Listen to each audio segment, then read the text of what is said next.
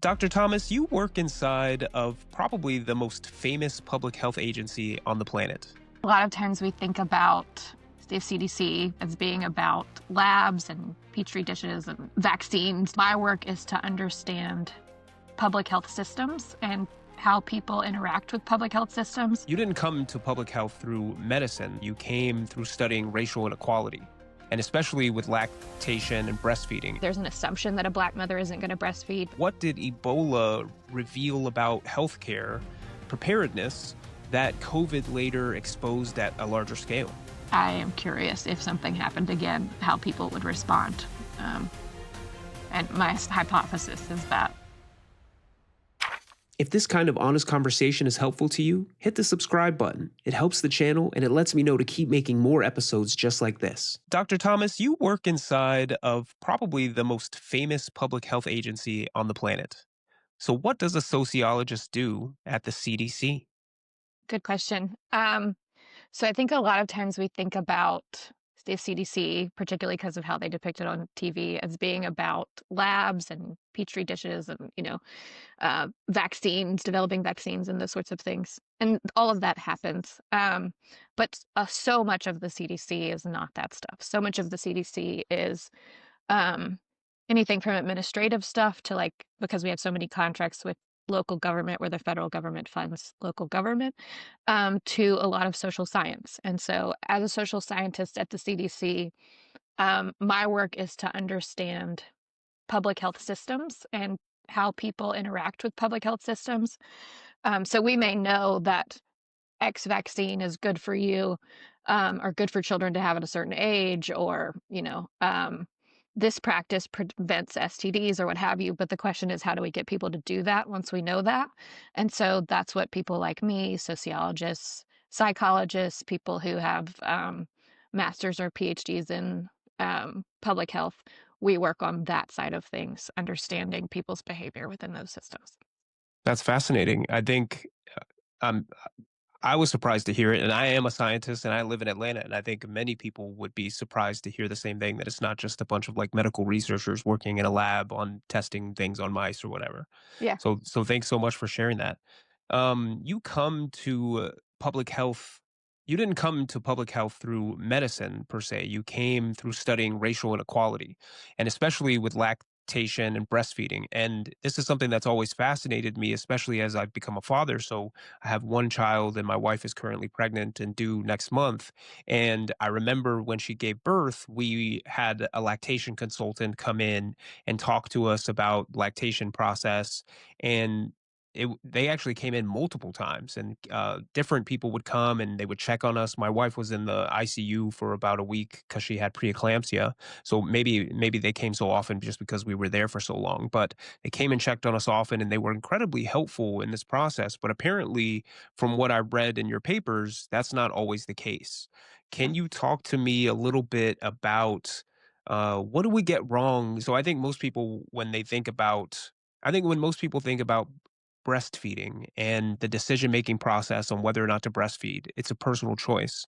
But your research suggests that the story is maybe more structural. So can you talk to me about what do we get wrong when we treat breastfeeding like a simple personal decision? Yeah, sure. So things that go into things like that seem like personal decisions, there's actually a ton that goes into that. And a lot of what shapes our decisions is the structure that we live within. And so your scenario of having an IBCLC, an international board certified lactation consultant, come in regularly is pretty rare. So we've got the access side of it, right? Like, do you have someone who's available? How often are they available? So many hospitals will have one lactation consultant, if any, and that person is just spread too thin. So we've got this access side. And whether or not you have access means whether or not you're educated about the benefits of breastfeeding, whether or not you're able to problem solve things that can go wrong in breastfeeding. Because another thing that we assume about breastfeeding is that it's just natural and everyone is going to figure it out. And that's Be not really good at it. Yeah, everyone's going to automatically be really good at it. And that's not the case. And so access is a part of it. But also, we know that in the medical research, was the sociology of medicalization. We know that there's a lot of discrimination that happens between the provider and the patient. Mm. And this has been documented in all kinds of different areas. Doctors are less likely to perceive a patient's who's in pain. If they're Black, they're less likely to take their pain as seriously as if they're white.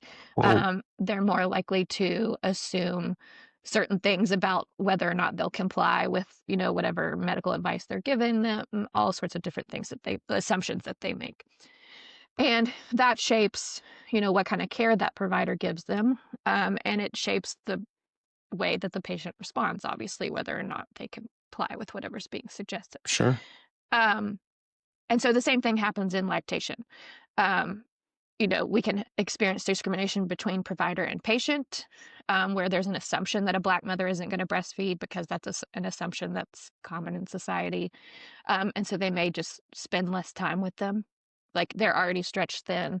They may just spend less time with the people that they think are less likely to uh, breastfeed. So there's that piece of it. And then what we know from the research in a bunch of different areas about discrimination is that having a provider of color is actually often better. Like if you're a person of color, having a provider of color is often better.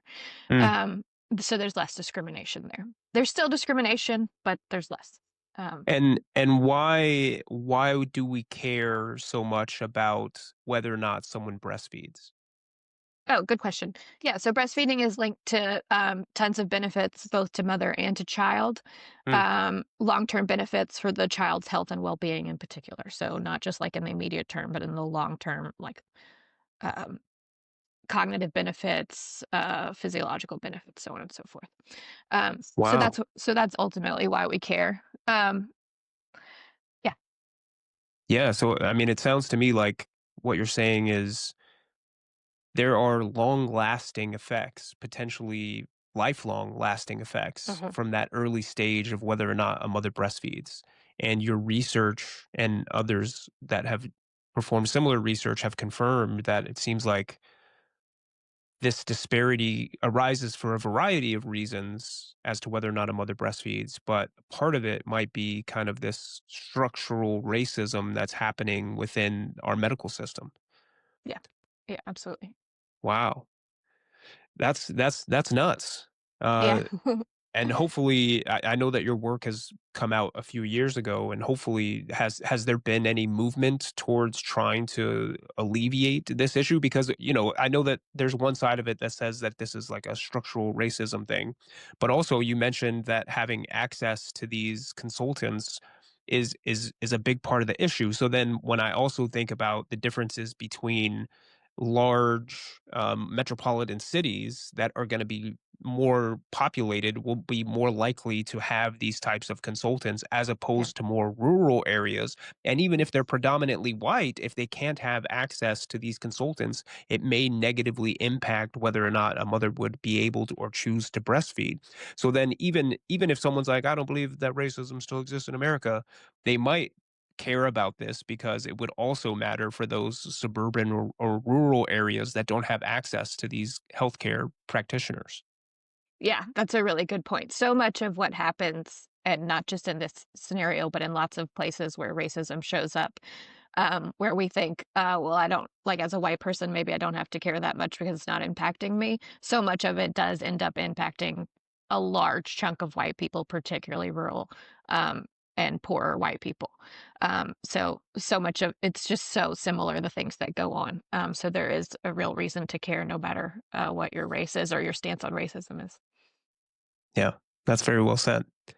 So you've worked in such incredibly varied areas, and one of the ones that were particularly striking to me was your work on you co-authored this study looking at what actually broke.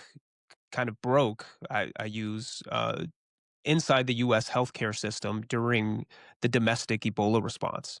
And not necessarily the virus itself, because fortunately in the United States, we were spared from too many confirmed cases, but more so the infrastructure, the people, the decision making under pressure, even when there were just suspected or potential cases of Ebola before they were ruled out.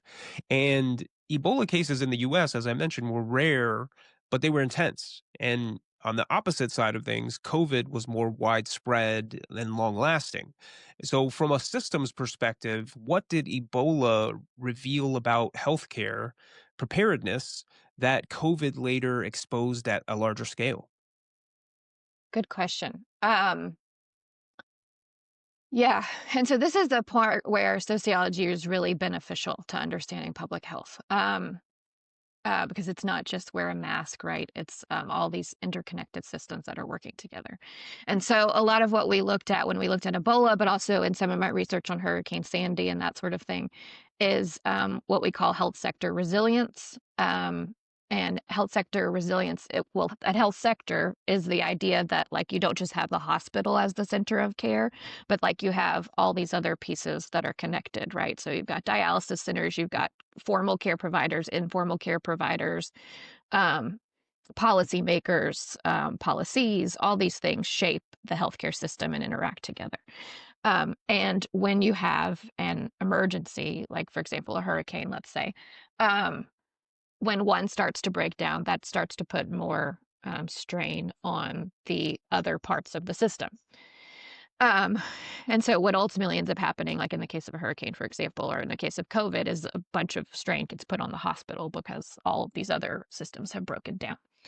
Um, and so that's what sociology does, is it helps us understand how are these interconnected and how can we prepare in advance. And so a lot of my work in emergency preparedness was about, all right, how can we learn from these past things, Ebola, Sandy, whatever it may be, and build health sector resilience? How can we make sure that these systems don't fall apart? How can we build policies that make sure that we are preparing in advance, even if this, whatever we're afraid of, never comes, right? Like it's that important that we prepare in advance.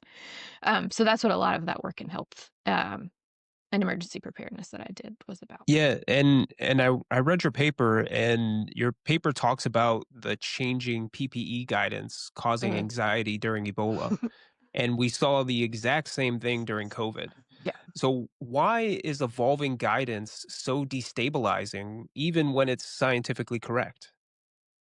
I think because the public fairly, in some ways, assumes that when we come out with initial guidance that it's final, right? That medical providers, medical professionals, researchers um, have final guidance immediately.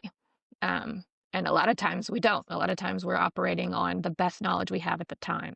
And that evolves over time. That's what science is, especially when you're dealing with people. Things go nonlinear. So it is the best we have at the time. And so I think people assume that the first guidance is going to be the guidance. And then when it changes, they think, oh, y'all were wrong. And it's like, no, we weren't wrong. We were just didn't have all the information yet. Um, and I think that's fair for the public, particularly when we don't have a lot of education around science and the scientific process and how that evolves over time.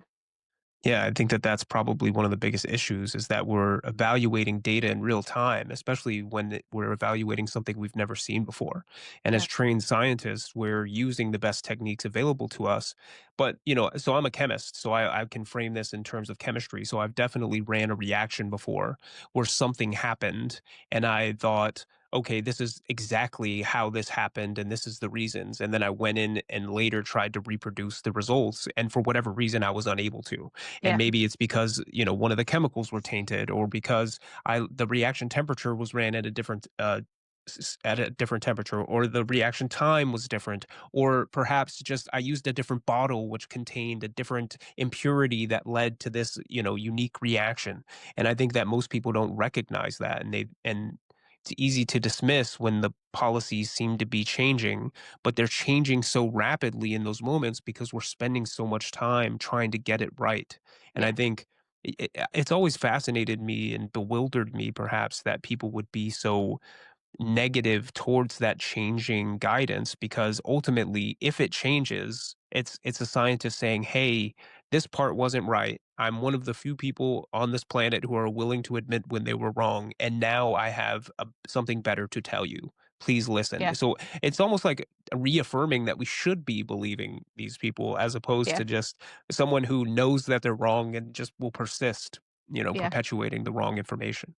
Yeah, it's interesting that you point that out about how things can change even in a lab in a really controlled environment, right? Like you can Yep. still get different results from the same experiment. And And that's, then you as you mentioned, you said controlled environment, which is very yeah, different than. and then we put something out in the world and we're like, do this, and then we put it in the world and we realize, oh, people didn't do what we thought they were going to do. Like this thing went wrong and now we have new information. Like things are just when you bring people in, things go nonlinear every time. And you got to keep refining. Yeah. Yeah.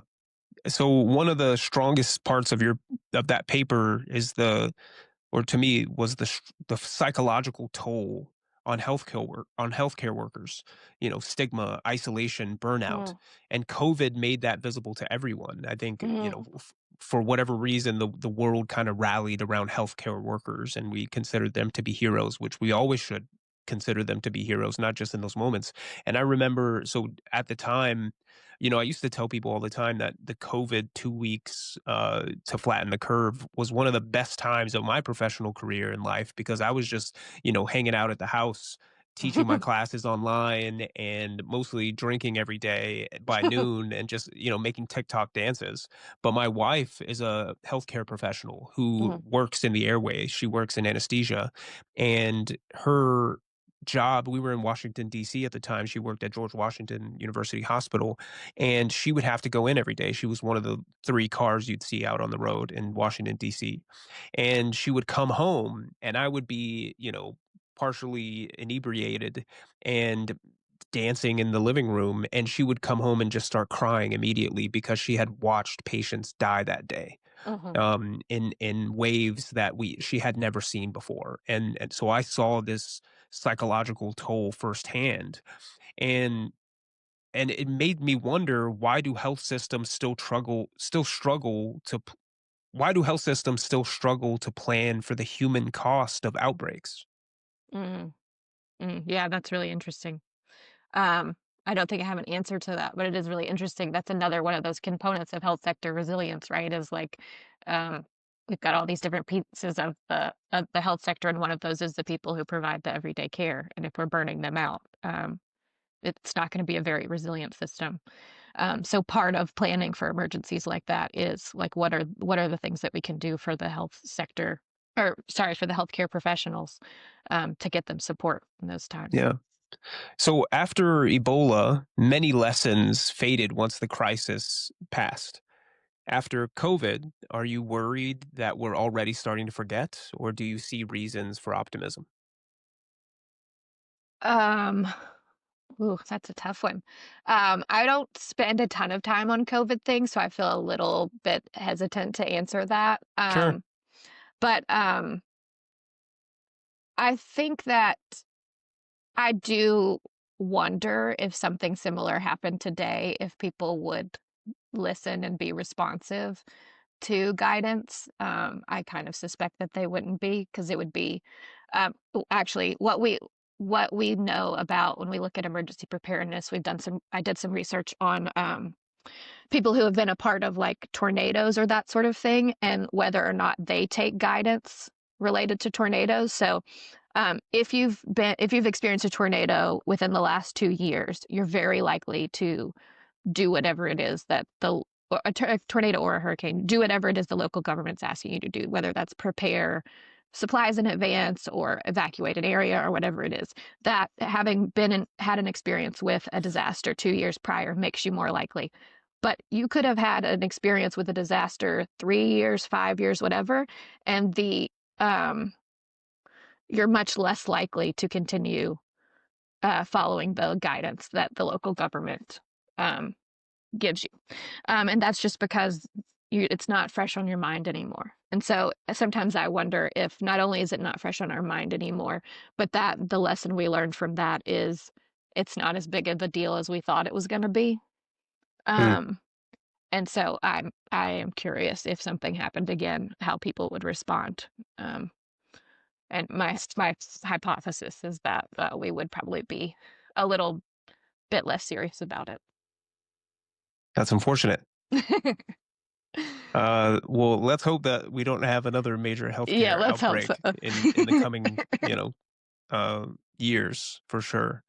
So, if I'm not mistaken, now you're working still at the CDC, but in a different area altogether. Can you talk to me a little bit about the work that you're doing currently, if you're able to? Yeah, yeah, sure.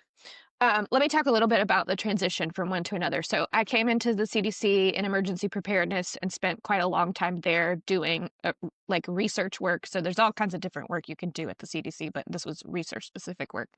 Then I moved to an evaluation position. Mm, For those of you who aren't, those of the listeners who aren't familiar with evaluation, research is more about contributing to the generalized knowledge on a subject, and evaluation is more about evaluating a specific program or something like that, so that we're actually researching a very particular program, looking at what they can do to improve whatever the outcomes are that they're looking to improve. So less about generalized knowledge and more about improving something specific. But the methods that you use and those sorts of things are pretty similar. So we're going to interview people, we're going to look at data, we're going to analyze data, all that kind of stuff, normal scientific process stuff. But then at the end, we're going to make recommendations specific to this program. We think you should do X or Y if you want to improve this outcome. mhm. So I moved to an evaluation position at the level of the director, Oh, the wow. CDC director, and so that involved working across all the different centers at CDC. CDC is made up of a bunch of different centers um, who all work on different areas. So you've got like a um, National Center for HIV and STD. You've got the Center for Violence Prevention, what have you, right? All these different centers. So I would work across those centers on whatever project they needed me to work on to help them evaluate it and improve it. Now I have moved to a position in tuberculosis.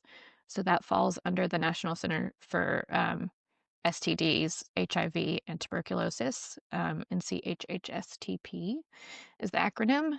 Got it. And um, in that role, the CDC funds state and local governments to test for and treat TB with the ultimate goal of eliminating TB in the US.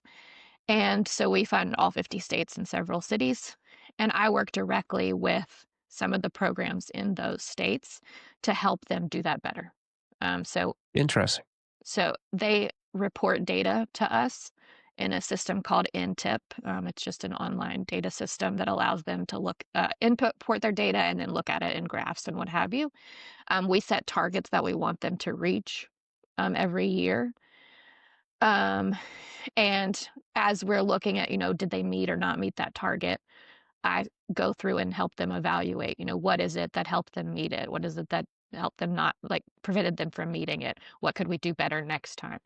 So that's what evaluation is about. It's about looking at that data with the same research lens that you would anything else, but actually giving really concrete advice to say, if you do this better, we expect this outcome. Nice. So, um, I'm happy to hear that we still have people in the United States who care about tuberculosis. I actually just finished reading John Green's book, which is Everything is Tuberculosis. So I've recently familiarized myself with TB, Interesting, interesting. and I think, in the United States, it's not a thing that unless you work in healthcare, probably, that you really care about or think about, Uh-huh. because for the most part, this is not a concern of people in developed regions. So, you know, we have very closely eradicated tuberculosis in the United States for Americans, Uh-huh. where I know from my understanding, we're mostly concerned with people who might bring tuberculosis into Uh-huh. this country, Uh-huh. because it is unfortunately not eradicated in most Yeah. in developing nations, and particularly, and in this book, in John Green's book, Everything is Tuberculosis, his focus is what was happening in Africa. He has vested interests there because of his work in Partners in Health and Sierra Leone and working on maternal mortality rates. And while he was visiting on a trip, he met this boy what he thought was a little boy who actually had tuberculosis. And the reason he looked like a boy is because one of the symptoms is, underdevelopment and malnourishment and all Uh-huh. these different things. And throughout reading this book, I learned that basically tuberculosis has been the most deadly disease of all time in human history. and we used to call it consumption, Uh-huh. and was basically, we there are fossil records that showcase like the caved in chest plates that you see that is common of tuberculosis patients. I think who's the famous author who also had probably tuberculosis? It was he wrote The Great Gatsby. Like The Great Gatsby talks about Oh, okay. tuberculosis. F. Scott Okay. Fitzgerald. Yeah, yeah, yeah, Yeah. yeah. Okay. Um, and even in movies, and it's crazy because I never noticed this, but there are movies that were written about that time where someone would cough into a white napkin or something, and then you would see blood. Mhm. And I guess it was meant to just it was so ubiquitous at the time that if you saw that, you knew that that person was not only had tuberculosis but was about to die, and Right. that was fascinating to me. And come to find out, apparently, even though we think of it as being not a concern here in the United States, or the general public does, obviously you do. You work at the CDC in tuberculosis, you know how big of a deal it is, but in the United States, for Americans, it's not a huge issue, but it actually is still killing over 1 million people annually, Yeah. globally. So that's fascinating. So, what are some of the issues that you still see with tuberculosis in the United States? Because the book, John Green's book, does a very good job of laying out how poor countries, even though we basically have a cure for all types of tuberculosis, even antibiotic resistant tuberculosis, because poor people in Africa can't afford to pay for the treatment, it like exacerbates the problem. But in the United Yep. States, most people can afford treatment. So Yep. what are some of the issues that y'all see and that you're trying to circumvent? Yeah, good question. So I will reiterate that people don't think it's a big deal. Every time I say I work in TB, people say, "Oh, TB still exists." Yep. Um, and so that's a problem, right? Is that we don't know. But one of the things that we see consistently is you're right. Like for the average American, it's not something that we're going to run into that often. A lot of the rates that we see are very high among people who were not born here, people who immigrated here, and immigrant populations often live, close to each other, and so it'll spread amongst those groups. Some other groups that we see that it's really common in, and this is again a place where sociology shows up a lot, is um, among homeless people. Mm, Because you think about anywhere where there's like a congregate setting, so like a homeless shelter is obviously TB spreads through respiratory, like coughing and what have you. And so any place where someone walks in and has it and then coughs, it can spread very quickly. Same thing for prisons. mm, So it can spread in prisons very quickly. And of course, in healthcare settings, it could if not handled properly. Yeah. So those are some of the things that we're looking at is like who is it affecting most? And by and large, as you can see by the groups that I named, that it's people who are sort of disadvantaged in some way or another, right? sure. Immigrants, homeless, etc. And the question at that point is how do we get to them? Because we have a solution, right? Like we have treatment for this, but how do we get to them to test them, to treat them, to make sure that they follow through on the full protocol of the TB treatment, which takes some time. It's not just like one shot and you're done. Sure. And so getting homeless people, for example, to like finding them first to test them for TB to find out they have it is hard. Then we find out they have it, continuing to follow up with them and make sure that they get the care that they need is hard. A lot of states will like have funding where they, provide it free at no cost treatment for these people, but it doesn't matter. Even if you have that, that doesn't mean that you can get in touch with them. They don't have a home. Sure. And so that becomes a whole systems issue as well, right? That sociology looks at. So some states, particularly the more liberal states, will have programs where they may house those homeless people for the duration of their treatment. Sure. But that can obviously get expensive. But that's an example of where social science thinking comes in is that, it's not just TB is a medical problem and we have a medicine for it, but TB is a medical problem and getting people to take the medicine and stay on the medicine is a human problem. Sure. And how do we address that? And how do we create systems that allow that person to get better and not spread TB? Yeah, when I was in graduate school, I learned a little bit about this because I worked on making peptide therapeutics. And come to find out, throughout that process, I learned a lot about the drug development and delivery process, where basically they try to make most drugs oral as opposed to Mm, injection based because more people are willing to take an oral therapeutic as opposed to some people don't like needles, or some people don't won't actually come and get their injections taken, or some people won't take their medicine when they're supposed to, and for whatever reason mhm. that's like an issue. Like, I think if I'm sick I'm going to take my medicine and I'll get better, but Right. for whatever reason there are barriers to this for a lot of people. And I so it's interesting, and you keep bringing up this idea of, the work that a sociologist does, and to me it's fascinating because I don't know so much about the field. So how does a sociologist think differently about data than someone trained primarily in medicine or epidemiology? Good question. Let me think about that. Because when I work on teams, I work on people with epidemiologists and I work with doctors and all of those sorts of things. I will say that a lot of times when I'm talking to MDs, there's a lot of talk about, they'll use the word compliance a lot when they talk about like complying to like a regimen for TB treatment, for example, right? Sure.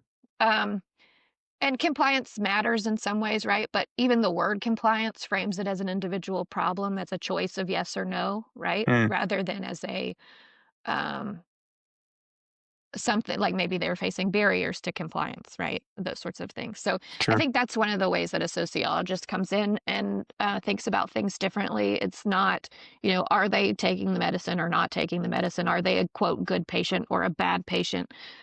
Which is totally fair for doctors to think that about people.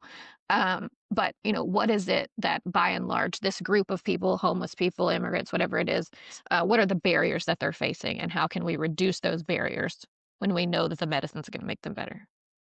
Interesting.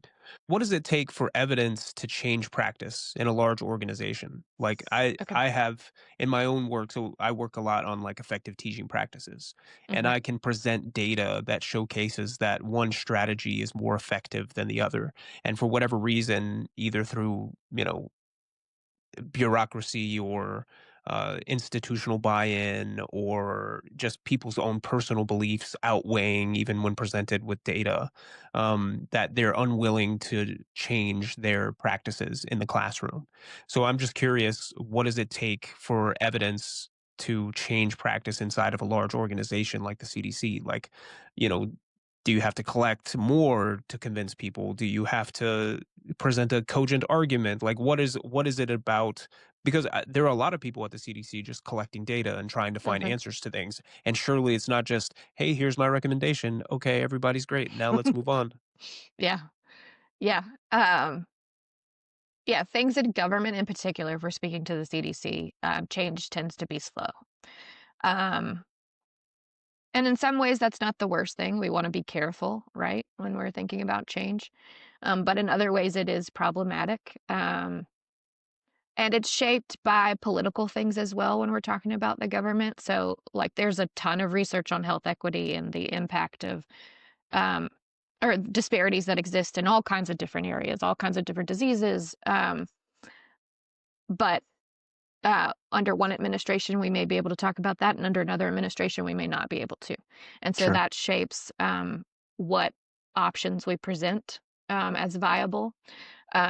But also, even under an administration where we can talk about health equity really clearly, even then, there's a lot of having to get people to buy in because people are resistant to the idea that disparities exist or that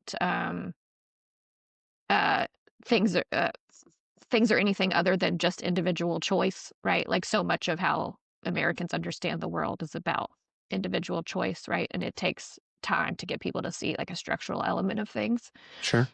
So it's a really slow, I will say, particularly when I think about racial inequality and um, the work that I've done there and the way that I've tried to get people to get on board with those sorts of things around health equity, it is an incredibly slow and patient process. Um, Sure.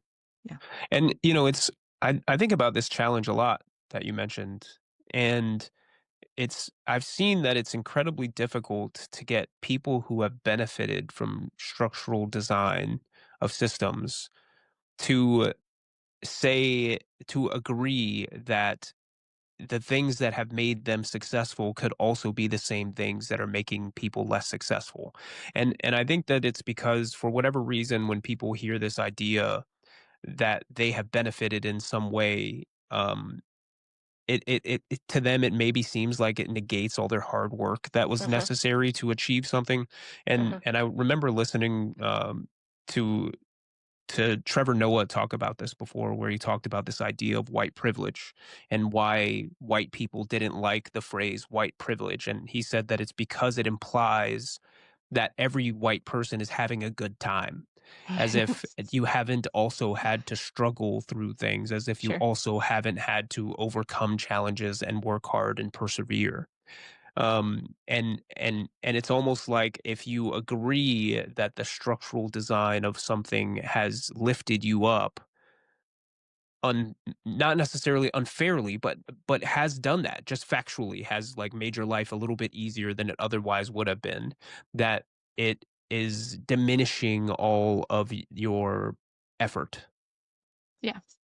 Yeah. Yeah, I see that a lot when I was teaching at the college level and teaching racial inequality classes. I saw that a lot among people. When I talk to people about racial inequality, I see that a lot. Um, so I often use like my own life, especially when I was teaching, to talk about this because obviously I've put in a lot of hard work to get to where I am. I have life hasn't been perfect, right? But there are clear things that I can point to that gave me an advantage. So a lot of people don't know this, but for a lot of the initial history of in like the um, when our grandparents were buying houses, my grandfather benefited from the GI Bill. In Georgia, the GI Bill was by and large only given to white people. Sure. Um, and so that allowed him to buy a house. It also allowed him to get an education. It allowed my grandmother to get an education. That created enough wealth for my grandparents to send my parents to college.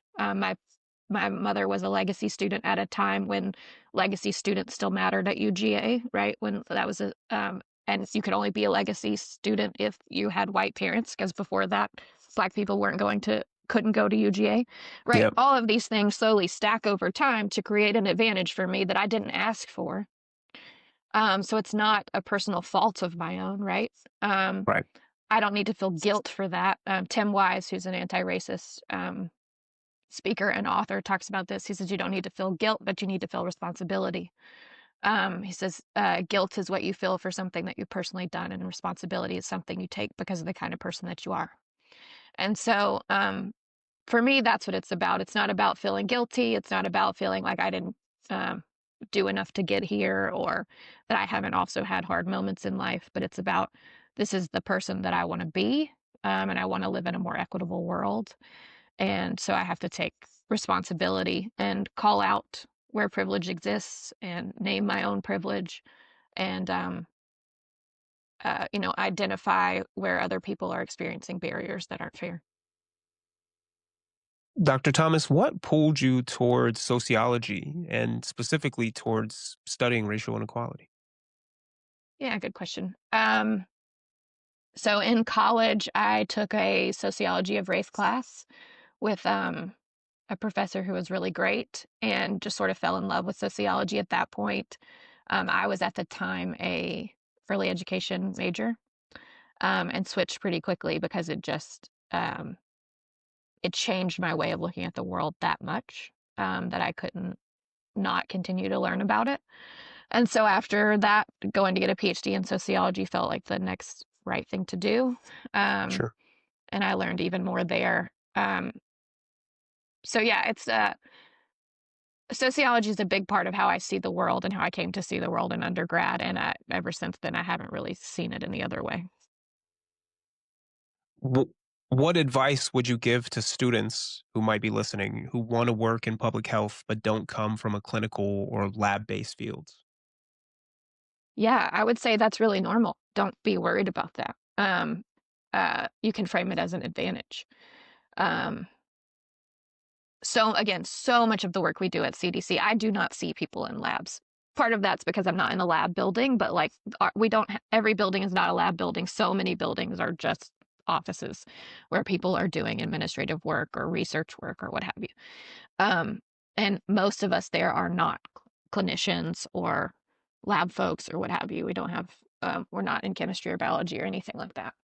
Sure. Um, and so I would say, don't, fret about that, and find a place where you can plug in with whatever your expertise is. Like we even have people who are nurses, right? There's a real value in having a nurse at the CDC.